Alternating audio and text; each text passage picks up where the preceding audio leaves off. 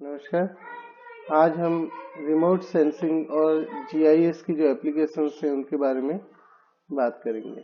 तो जीआईएस और remote sensing क्या है, हम बात करें। रिमोट सेंसिंग का तरीका है, जैसा आपको बताया, जहां पर आप रिमोटली मतलब डायरेक्ट कांटेक्ट में नहीं होकर और सेंस कर रहे हैं, और किस तरीके से उन इंफॉर्मेशन का यूज किया जा रहा है, जियो रेफरेंसिंग की जा रही है, वो जीआईएस में आता है। तो ये एक जियो स्पेशियल मैनेजमेंट मेथोडोलॉजी और टूल्स है ताकि इन्वायरमेंट मैनेजमेंट स्ट्रेटजीज को डेवलप करने में सहायता मिल सके। आप एक नटशेल में ये बात समझ सकते हैं। तो आज की तारीख में जो जीआईएस है वो कहीं की भी स्पेशल इंफॉर्मेशन को कम्युनिकेट करने का माध्यम बनता जा रहा है, क्योंकि यहाँ आप विभिन्न लेयर्स के माध्यम से, विभिन्न सेटिंग्स के माध्यम से जीआईएस सॉफ्टवेयर में आप विभिन्न तरह की परिकल्पनाएं इसमें कर सकते हैं। तो इस कारण से अगर आप देखेंगे तो इन्वायरमेंटल एप्लीकेशंस इसकी बहुत ज्यादा है। जैसा कि आप समझ सकते हैं कि जीआईएस और रिमोट सेंसिंग की जब हम बात कर रहे हैं तो यहाँ पर एक कंप्यूटर सिस्टम इन्वॉल्व जरूर होता है, जहां पर डेटा का कलेक्शन, एनालिसिस, स्टोर और डिसेमिनेशन होता है। खासतौर पे कौन सा डेटा? ज्योग्राफिक डेटा या ज्योग्राफिक इंफॉर्मेशन। और विभिन्न प्रकार की ज्योग्राफिक इंफॉर्मेशन हो सकती है, केवल टोपोग्राफी से रिलेटेड नहीं, कई सारे पैरामीटर हो सकते हैं। इवन कहाँ पॉल्यूशन का क्या स्थिति है, वाटर रिसोर्सेज कहाँ है, सेटलमेंट कहाँ है, ट्रांसपोर्ट किस तरीके का है, ये सारी इंफॉर्मेशन यहाँ पर आप यूज कर सकते हैं ताकि जो डिसीजन मेकिंग है वो इन्फॉर्म्ड डिसीजन मेकिंग हो, साथ ही साथ स्मूथ डिसीजन मेकिंग हो। तो जीआईएस, अगर हम इन्वायरमेंटल एनालिसिस में बात करें तो ये एक्सप्लोर करता है स्पेशियल रिलेशंस को, पैटर्न को और प्रोसेसेस को। कौन सी? जो कि ज्योग्राफिक, बायोलॉजिकल और फिजिकल फिनोमिना से रिलेटेड है। तो इस चीज को भी आप समझ सकते हैं। तो यहाँ पर दो प्रकार की जो स्पेशल जब एनालिसिस करते हैं तो दो प्रकार की यहाँ पे आपको मेथड्स देखने होते हैं। वन इज क्वांटिटेटिव, जहां आप क्वांटिफाई करते हैं, और दूसरा थीमेटिक। तो जो क्वांटिटेटिव मैपिंग हो वो शो करती है कि किस जगह पर कितना है किसी चीज का जिसके बारे में हम बात करना चाह रहे हैं, किसी जगह पे वो कितनी है। That is called quantitative mapping. और जब हम थीमेटिक मैपिंग की बात करते हैं तो हम किसी क्षेत्र में या किसी जो हमारा दायरा है उसमें हम देखना चाहते हैं कि कोई स्पेसिफिक फीचर या कोई कंसेप्ट ये कहाँ कहाँ है, कैसे है। लाइक सॉइल टाइप, अगर हम फीचर की बात करें तो कहाँ कहाँ है सॉइल टाइप, या boundaries, state boundaries, national boundaries, regional boundaries, city boundary, या सिटी हम बिजनेस या सीबीडी की बात करें वो सारी की बाउंड्रीज कहाँ है, या वाटर शेड हम बात कर रहे हैं उसका कैचमेंट एरिया कहाँ है, वाटर शेड कैसा है, उसका फ्लड जोन कहाँ है, ये सारी चीजें उसमें आ सकती है। तो इस तरह की जब हम डेमोन्स्ट्रेट करते हैं किसी स्पेसिफिक फीचर को या कंसेप्ट को तो उसे हम थीमेटिक मैप कहते हैं। तो यहाँ quantitative as well as thematic है। इवन आप अगर थीमेटिक कर रहे हैं तो उसके साथ में क्वांटिटेटिव की लेयर भी कर सकते हैं। तो इस तरीके से जो ये कॉम्बिनेशन है डेटा का ये एंडलेस है, और कई तरीके के कॉम्बिनेशन आप तैयार करके जियोस्पेटियल एनालिसिस कर सकते हैं। तो जीआईएस और रिमोट सेंसिंग की जो एप्लीकेशंस है बहुत ज्यादा हो सकती हैं, एंडलेस है। कुछ की हम बात कर रहे हैं जहां पर इसकी यूज किया जा सकता है। इन्वायरमेंट मैनेजमेंट से रिलेटेड ही हम बात लेके चल रहे हैं। तो सबसे पहले हम बात करते हैं एग्रीकल्चर की। तो यहाँ आप क्रॉप फोरकास्टिंग कर सकते हैं। पहला इंपॉर्टेंट, क्रॉप फोरकास्टिंग।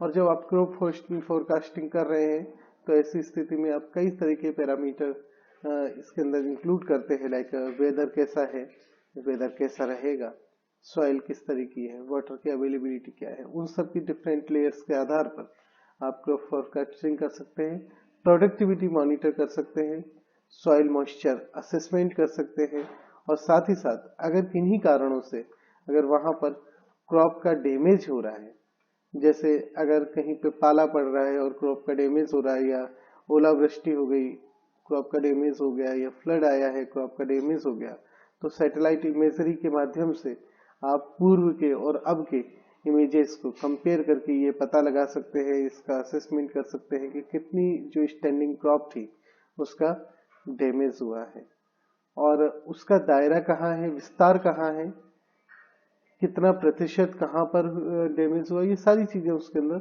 आ सकती है। तो क्रॉप डैमेज असेसमेंट भी किया जा सकता है। सेकंड, जिसमें मुख्य तौर पे हम मान के चलते कि जीआईएस और रिमोट सेंसिंग का उपयोग होता है। कई बार हम केवल जीआईएस और रिमोट सेंसिंग को इन्हीं तक ही लिमिट करते हैं, दैट इज कार्टोग्राफी, मैप से रिलेटेड। हालांकि जैसा हमने बोला जीआईएस रिमोट सेंसिंग का जो स्कोप है बहुत ज्यादा है, एप्लीकेशन बहुत ज्यादा है।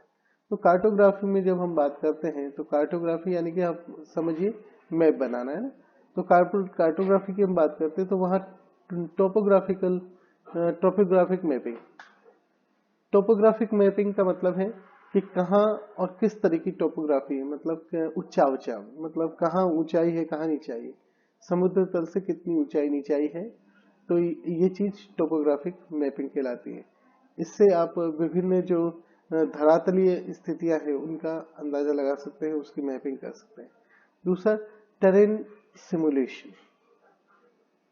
एक्चुअली आपने जब टोपोग्राफिक मैपिंग की, आपको मालूम है कि कौन सा स्थान किस ऊंचाई पर है या किस नीचाई पर स्थित है समुद्र तल से, तो ऐसी स्थिति में आपके पास जो जीआईएस और रिमोट सेंसिंग से एक और बेहद अच्छी एप्लीकेशन निकल के आती है, वो है टेरेन सिमुलेशन। जिस स्थिति में आप कंप्यूटर पर या कंप्यूटर सिस्टम पर ये सिमुलेट कर पाते हैं कि वो धरातल किस तरीके का होगा। कई बार आपने जैसा देखा होगा मीडिया पर कि किसी समुद्र क्षेत्र का या किसी पहाड़ी क्षेत्र का वो एक 3D मैप दिखाते हैं।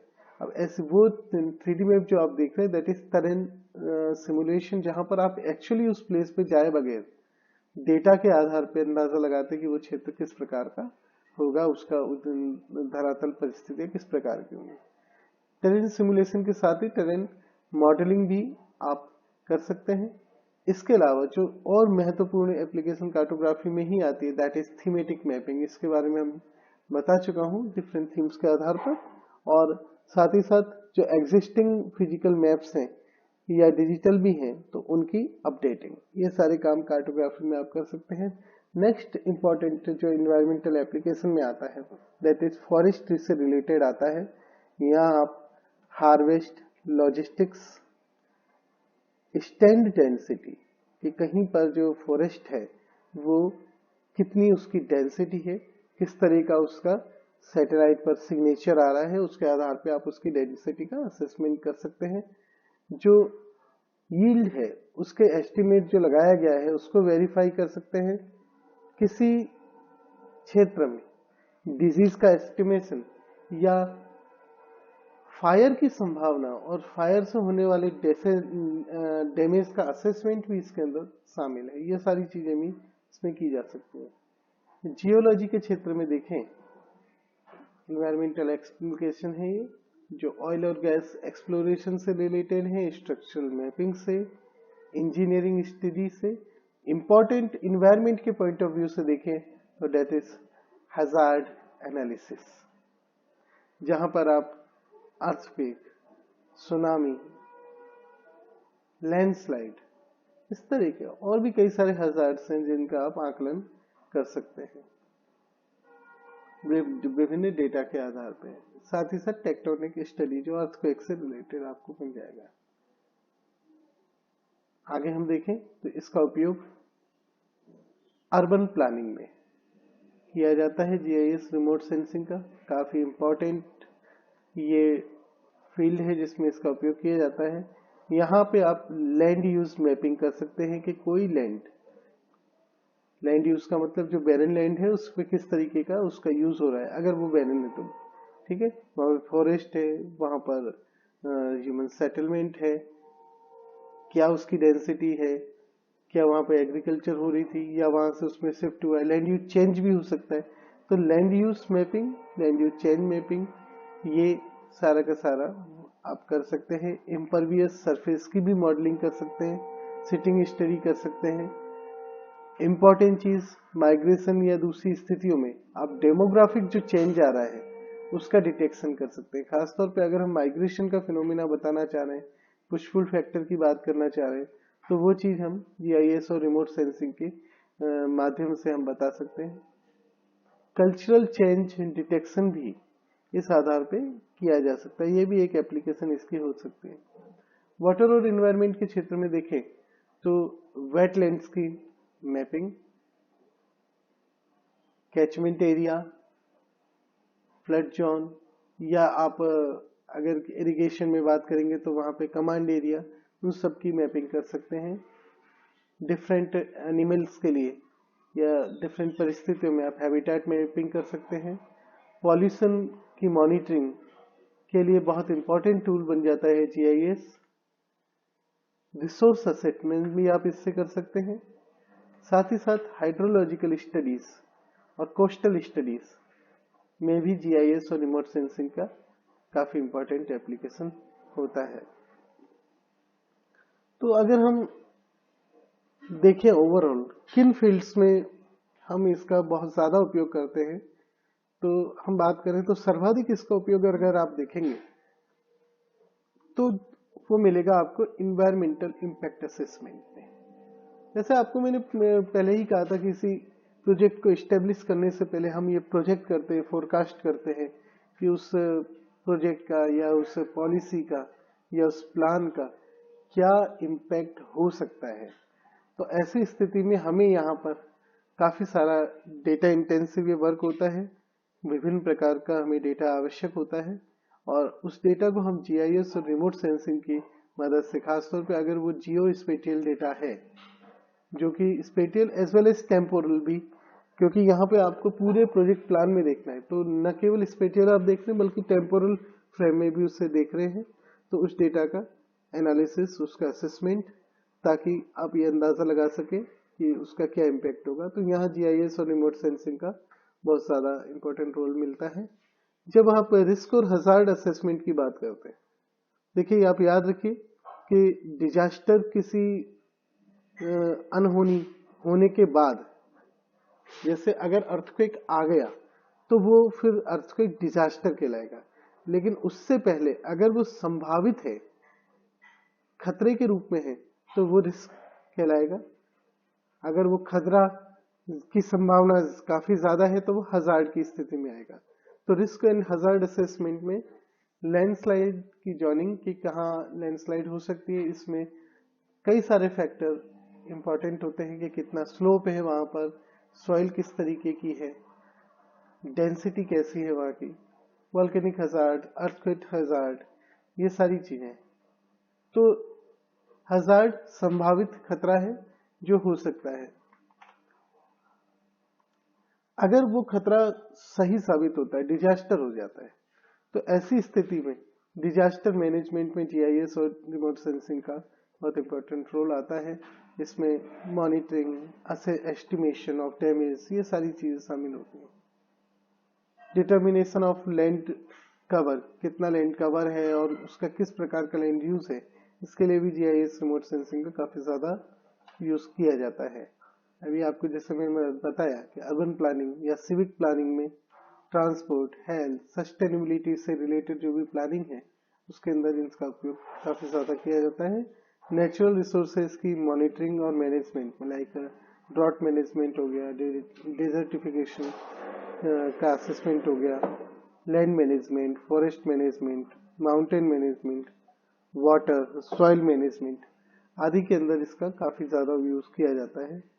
रिसोर्सेज लाइक सॉइल और वेटलैंड की मैपिंग के अंदर भी इसका काफी ज्यादा यूज किया जाता है। तो ये सारे एप्लीकेशंस थे जो जीआईएस और रिमोट सेंसिंग के यूज से किए जाते हैं। प्रत्येक एप्लीकेशन अपने आप में बहुत विस्तृत है। आवश्यकता के अनुरूप हम विभिन्न एप्लीकेशन की डिटेल में बात करेंगे। EIA के बारे में हम ऑलरेडी बात कर चुके हैं। धन्यवाद।